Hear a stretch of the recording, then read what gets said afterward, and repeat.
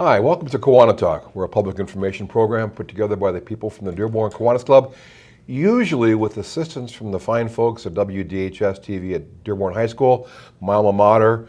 But today we're not there, as you can see if you've ever watched the show before. We are over at the Dearborn Administrative Center because they're down for the summer at the school, doing some modifications to the studio, which we're looking forward to seeing. But thank you to the city of Dearborn for letting us come into the Ed Center.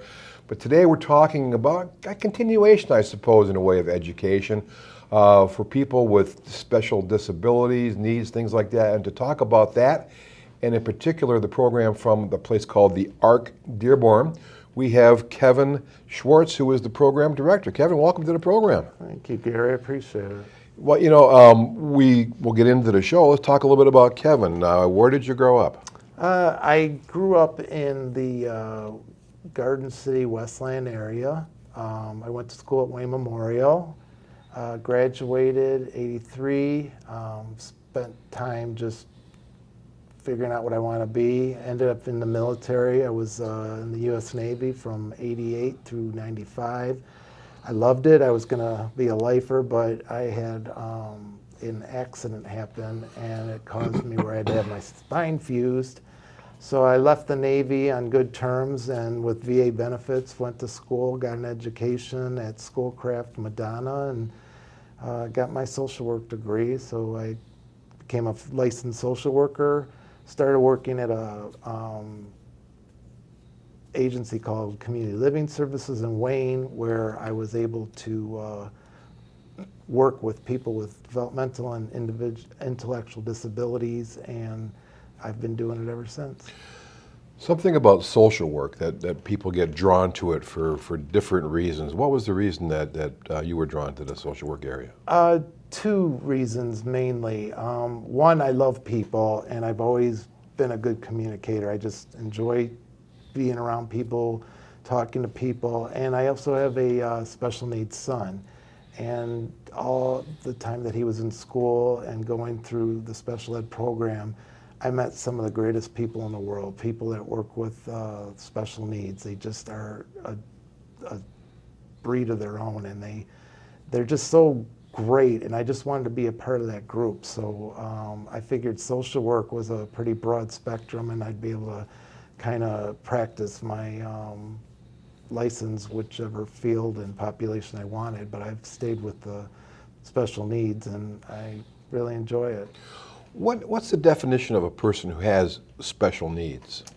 Well, there's our special needs that we work with are developmental and intellectual disabilities, and that covers pretty much the main spectrum of what people consider special needs. With your developmental disabilities, you've got cerebral palsy and other physical type disabilities. Intellectual disabilities, you're talking autism spectrum, ADHD, just things that were, like my son is on the autistic spectrum. He's textbook autistic. If you see him walking down the street, you're not going to think anything's wrong, but then when he puts his thumb in his mouth and starts twirling his head there, you'll be like, what's up with that? I don't know how many times we've been at the beach, and I can see girls his age kind of checking him out, and then all of a sudden that thumb goes in, and it's like, date's over. So, in the special needs community, I don't think it's expanded more than it has over time, but I think people are becoming more visible in part of society. More aware, more aware of what's going on. You are so right. You're right. Society and people have not changed. It is, our awareness has increased, and with that awareness has come a lot more opportunities and resources. The problem with any civic type project is that there's budgets and there's always shortfalls, and the most vulnerable population in society that we work with are victims of sometimes these budgets that cut services and opportunities for them. But I think it's also part of the society too, because there was a time, I'm imagining, when special needs people were kept out or Absolutely. away and sheltered from society when perhaps a better thing for them is to be immersed in the society. Exactly. Community Living Services in Wayne, where I worked for 7 years, their mission statement was to be a part of a group that abolished all the institutions. And this is back in, I've heard the story so many times, but say late 80s, early 90s, institutions like Northville and other places gone. And where do these people go now? That's where they have the group homes, residential settings, and they've even expanded and advanced the opportunities for the people that are able to take advantage of them for what's called self-direction. And that's where two people with maybe some type of special need are able to live in their own apartment or home with minimal staffing. It's always about least restrictive environment, but a lot of times you require staffing and those extra supports. But that's where it's evolved to, and now we're at a point where a lot of people with special needs have enjoyed the life just being like everybody else, and the shortfalls of Wayne County and the funding and Medicaid and all the politics that go into healthcare and into money are affecting our folks. So you have to be diligent with any resources to try to provide the supports and services that they need.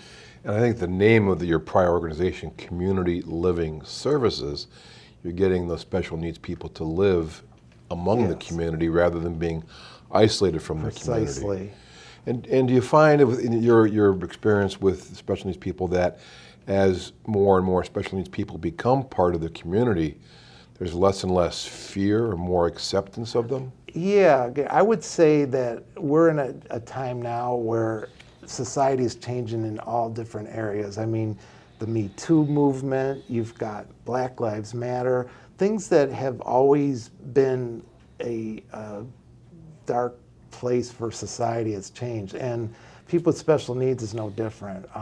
You will see people that are of special needs doing things and going places that 20 years ago was not a possibility. So I think yes, it is coming around, but there still is a lot of problems with some families are still living in that mindset of shame and bottled up, and we have some of those families that aren't taking full advantage of some of the supports and services, and it's just because that's all they know, and we reach out to them the best we can. We're going to move forward to the ARC, but the whole community living services thing. Have you seen people who have come into the community living service or community living environment? How do they change? How do they accept? How do they grow and develop? How do they like it when they? For a lot of them, it's really a tough transition, especially if they've been living with a family. I'll be facing that in my own life someday with my own son, is when is it the right time? I mean, I used to believe that, Corey, that's my son, would be, mowing the grass when I was too old to do it, and I'd be sitting on the porch watching him, but that's not fair to him. He's got his own life, he's got his own needs, and while my wife and I are meeting those needs now, and that, I don't believe this is the time, someday there will be, because I want to be a part of making that transition with Corey, not wait until I'm gone and then someone else makes those arrangements for him. But the people, I think, really benefit from that independency, that dignity that's provided by being a, typical person. And that's, what they try to do. There are a lot of people that are profoundly disabled and really aren't able to cognitively understand, their placement or to, be able to do much for themselves. But that's what I was doing as a caseworker, was making sure that all guidelines and all, the dignity and the rights of these individuals were followed. And I have to say, for the most part, most of the homes that I used to visit, the staff are good staff, and they care about them, and in some cases embrace them as family. And then there's, of course, the ones that make the headlines that are not of the ideal living situation. Part of it too, I'm going to, and I'll make another guess, is that there was a time when the special needs people would be managed by medications. Yes, and well, that has changed too. People certainly, opioid crisis and drugs have been getting a bad rap lately. There's a place for medications when it's done by the right doctor. Corey, just using my own experience personally, that's another reason I do out the ARC, is I have two hats. I can be a licensed social worker that's got lots of years in the field, and I have my son at home. So families really feel reassured by that. But medications are sometimes a critical element to having quality of life for not only the individual, but the people who support them. And there's also, of course, stigmatisms with that. My son personally, about 3 years ago, we did take him off the medications because there's a tendency in the field for people to be just on 20 different medications. One medication treating another side effect, and we found ourselves in that in our own family. And we went with a holistic approach for about a year. Corey lost 60 pounds. He was doing great. And then before you knew it, before the first year was up, those explosive tendencies started, and physical violence and aggression started. And fortunately, we found this wonderful doctor, and talk about plugs, Dr. Grisham in Farmington Hills. The problem, though, is that most of our folks that we support in our population are solely on Medicaid. They don't have private insurance. Dr. Grisham works with those people, but you need young, willing and passionate physicians that are going to look at each individual that may be a candidate for medications and have them put on, scientifically and modestly on the right medication. Corey was put back on medications that he had had in the past, but very limited and very calculated. And now for 2 years, going on 3 years now, Corey's in my program. And he has not had any physical aggression since we started the treatment. So it's not for everybody, and I've gotten into complicated and tense sessions with families at times when those kind of topics are brought up as possible interventions for behaviors and whatnot. But we don't allow any physical aggression at the ARC. There's too many vulnerable people there. So it's on a case-by-case basis, but medication certainly has a role in the field. And the name ARC is not with the K like you think of Noah and his people. It's ARC. ARC. It's been around for a long time. It's an organization that's national. It's got branches everywhere. The ARC Dearborn, where we're at, is unique because most of the ARCs are fiduciaries and advocacy, more of an administrative role, where we have a hands-on with the community inclusion program. But the ARC is a great place, any ARC is a great place for a family or someone that has special needs, loved one or friend, that is not getting the services and supports they need. They're advocates, and some people, even older participants, sometimes they need to start right from the beginning. There's a process, it's a long journey, but there are a lot of people that had to start, later in their life. Starting young, working with the ARC when a disability is identified is a great way to, have that person have the supports they need when they need them. Is there a physical ARC location where people stay and reside, or is it just you outsource to the community? Yeah. Those are left for the MCPNs, which is the Community Living Service Managed Care Network providers. Those agencies have licensed social workers, like I was when I was there, coordinating residential settings. There's providers out there that are contracted, and there's homes, they're either leased by the individual or their guardian, or the provider has a home, it's called a contract home, There's still a lot of licensed or CLF homes, which are your, I guess you would say, your typical, stereotypical group homes. And so when they left the institutions, they went full-blown for community inclusion. And then there was a point where even licensed homes, they didn't even want to have a license. They felt that that was, a barrier or a restriction. But there is a need for everything, as like there is with medications, licensed homes, because some individuals require acute supports, and that's just the way it is. And sometimes we have to put labels and make, environments that are safe for that individual and the people that support them. Well, we're going to talk a lot more about the ARC Dearborn. Yes. But before we do that, we've got some words from Kiwanis talking about the Dearborn Kiwanis Club. Don't go away. We'll be right back talking with Kevin Schwartz, Program Director for the ARC Dearborn.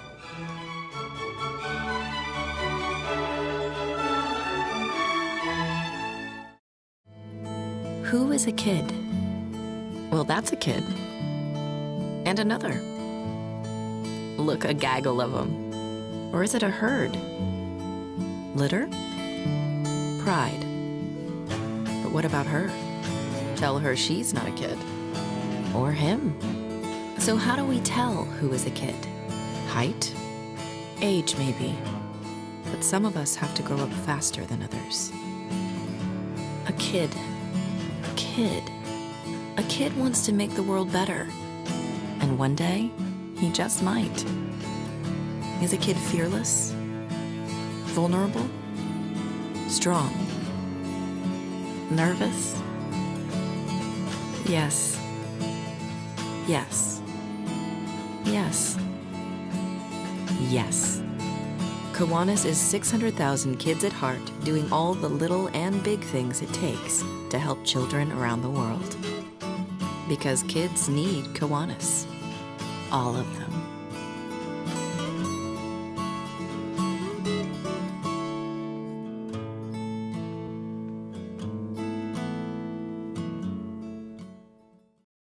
Welcome back to KiwaniTalk. I'm your host, Gary Gardner, with our special guest from the ARC Dearborn, Kevin Schwartz, who is the Program Director of the ARC Dearborn, and we're going to focus on that now for the rest of the program. Sure. The ARC nationally has been around for a while. How long has the ARC Dearborn been in place, if you know? Well, it started out on Inkster and Warren Road. Lisa Nygaard is the executive director, and she's been with it from the beginning when it was just a summer program. The lease over at the Inkster Warren building, I believe, was up, and they felt it was time to move. And so Lisa, with the board, bought the building we're at now. It used to be, we're at Park 22450 Park Street. I guess it used to be a printing press place. Okay, it's over. For those not familiar with Dearborn, it's south of Michigan Avenue. Yes. Outer Drive is there, go under the railroad tracks, and it's just to the east, to the west. On Military. On Military, yeah. Park and Military. Park and, yeah. okay, oh, there we go. Yeah, just south of Michigan, go under the viaduct. Yeah. We're on the left side. Okay, so to be part of the ARC Dearborn or the ARC services, is there an age minimum requirement or maximum? No, there isn't, but I have not seen anyone younger than 18 there. So usually the special education services in Michigan, which is one of the few states that still has up till 26, usually those services are adequate and appropriate. It's when it's 26 is when people with special needs age out of that special education services, and that's where we come in as a skill building service. To answer your question about age, the people that are at the ARC can stay there as long as they wish. It's a matter of just providing the services they need for the goals that they want to accomplish. And we, promote skill building to develop independency, but our main focus is community inclusion. We have 2 vehicles that are old, but they keep going, and we keep putting what we have to get in there, and we go out in the community. I mean, I'm sure many of the viewers here have probably sat in the same Tim Hortons or Starbucks, or we have a parent who works at the Henry Ford. We go all over, and that's what we do. The requirement to come to the ARC is not so much age as is you have been diagnosed with a developmental or intellectual disability. You're enrolled in an MCPN or through the Wayne County Mental Health Authority, and you've enrolled for those services. And those include the residential we were talking about. They include the MCPNs that coordinate services, and it includes places like the ARC Dearborn that provide those skill building and community inclusion services. Everything is Medicaid funded. That's the currency we use. So we've had people come off the street and say, hey, my son is graduating, and we've seen you around, we want to join the ARC. And we're like, okay, well, are you with an MCPN? No. Does your son have Medicaid? No. It's like, okay, we got to start from the beginning here. And you can help people with that. We can, that yes. Our Lisa Nygaard, the executive director, she advocates, and we help with that. But it does start with the family or the person responsible for the person with the special needs to get enrolled with the Wayne County Mental Health Authority. And I'm going to guess that the arcdearborn.org, the ARC with a C, the ARC, arcdearborn.org is the site that people who are watching could go to and could get some more information as a basis for it. Yeah, it has our number too. I not only do I work with the program, but so many people call with questions, and with my experience and with my willingness to want to help people, we sometimes help people that aren't even interested in the program. They just, the ARC, any ARC, the ARC Dearborn, the ARC Northwest, the ARC West in Wayne. There's so many places. You just got to start looking, and people at these type of agencies and advocate. That's what we do. So you're just a phone call away from getting them answers and getting pointed in the right direction, or maybe even assisted.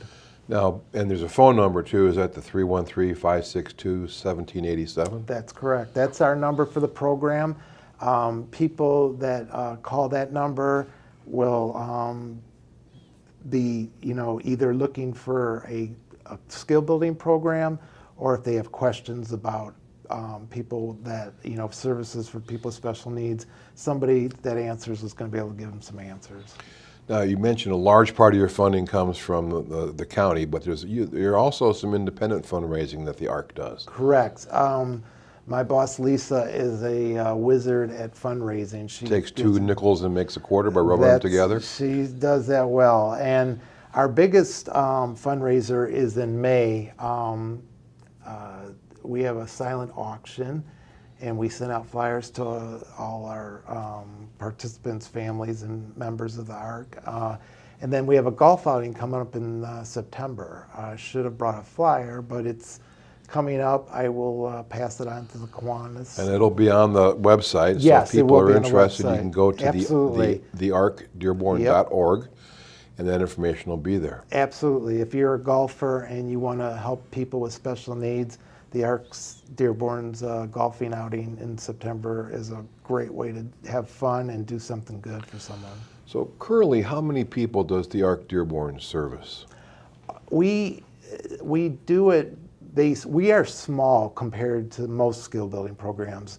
Most of the programs in the area have close between 80 to over 100, and they have big staffs. The ARC has stayed small intentionally.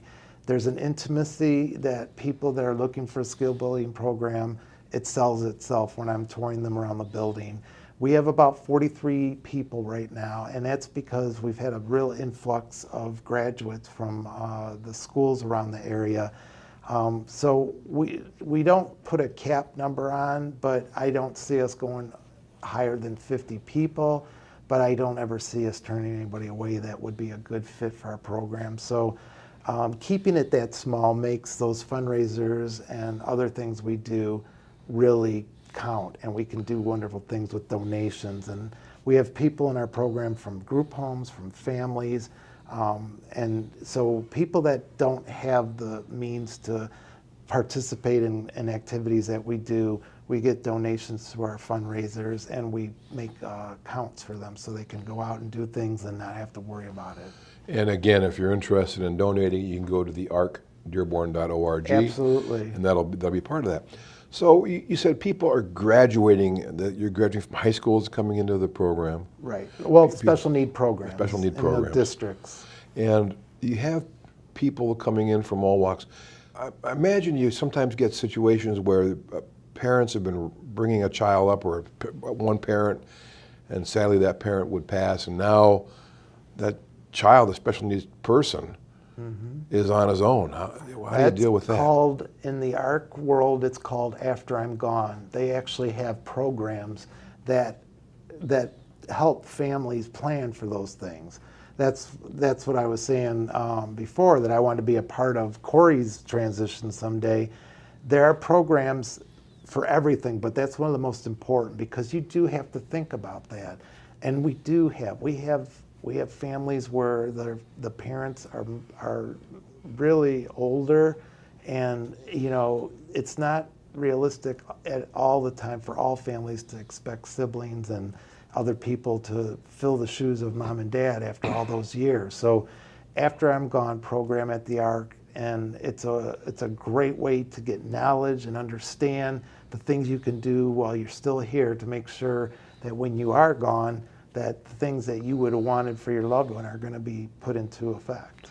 And from what I'm gleaning is that your son Corey lives with you. Yes. So you don't have to have your special needs child or person go live in an outside situation. Absolutely. They can live it at It's home. It's always a choice. Always a choice and to have that. it's a choice to, and in Corey's situation, I think I'll know when it's his choice. But yes, everyone in this program,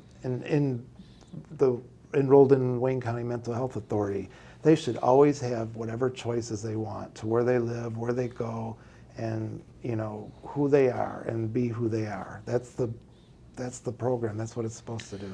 And when we're down to our last minute or so for people who have these special needs, again, they could reach out to the ARC Dearborn or any Absolutely. other ARC. I would love to talk and answer any questions for anyone, to make sure that everyone that has a special needs loved one knows the information they need to know to get the services and the supports that the individual needs, including the family as well. So you just invited people out there to call Kevin Schwartz at 313-562-1787. I'll be waiting. Waiting for the call. And those who are computer literate, the ARC, A-R-C, Dearborn.org is a place to go. Absolutely. Kevin, I want to thank you very much for coming on the program. I hope Thank you, Gary. we've helped some people out there get some information about the ARC. Special needs, it's part of society, and I'm glad to see that there's a lot of people out there that are involving special needs people, mainstreaming them as much as possible based on their situation, and they're part of our world. And I want to thank the Kiwanis group for making a generous donation to us. I appreciate it. And it's been a pleasure being here. Thank you very much, and thank you for tuning into the KiwaniTalk. Gary Gardner, see you next time. Bye-bye.